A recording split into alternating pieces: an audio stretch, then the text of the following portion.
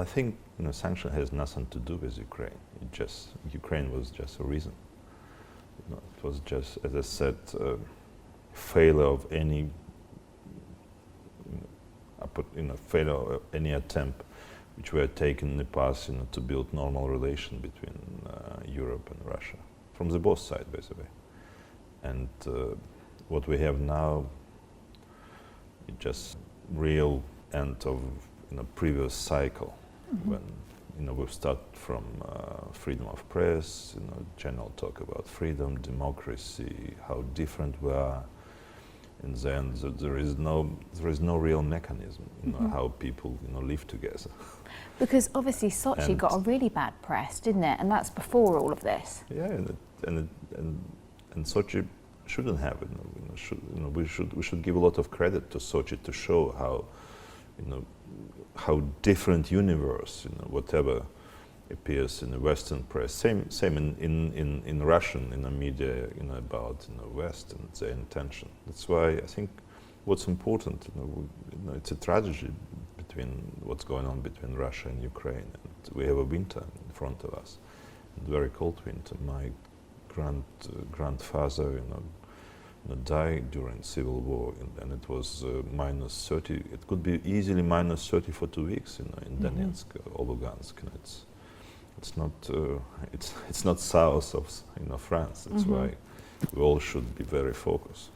But I mean, the sanctions haven't affected the gas sector yet, have they? Do you fear that they will? No, I don't think so. It's impossible. Whoever would be said, Europe could not live with Russian gas. It's dreams. Qatar, shale gas, it's just dreams. You already damaged. West already damaged a lot. European economic growth based on this sanction. But we just need to understand reality. It's a cheap solution for energy, for chemical sector, and for many other. So people were anti-Russia before these sanctions. Do you think at the moment we're in an information war?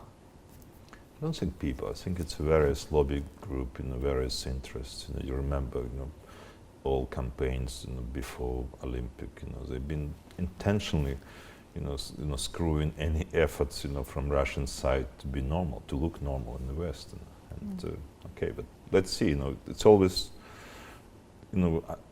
my view, we should go down as deep as possible, as quick as possible, and then touch the bottom and go up, and try to think what's actually in common between us. Is there any chance to have this Portugal, Vladivostok, trade zone and opportunity, to live together? And I think it's important, very, how to say, very expensive but important lessons. Russia's still in transition, and they're not against. They just have strong intention to see Russia goes,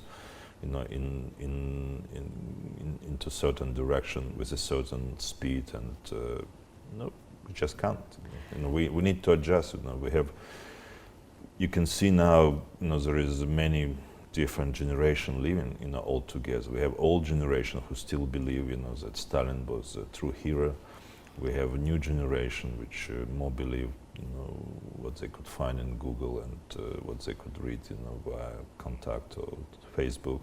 And we have, a lot of people, in the middle, who used to struggle in the beginning of 90s when we start transition, who managed to find a way how to survive, how to grow, and we just need to adjust, we're in transition. That's why pressure from outside, just opportunity for people, to direct Russia in certain direction, but it doesn't work so simple.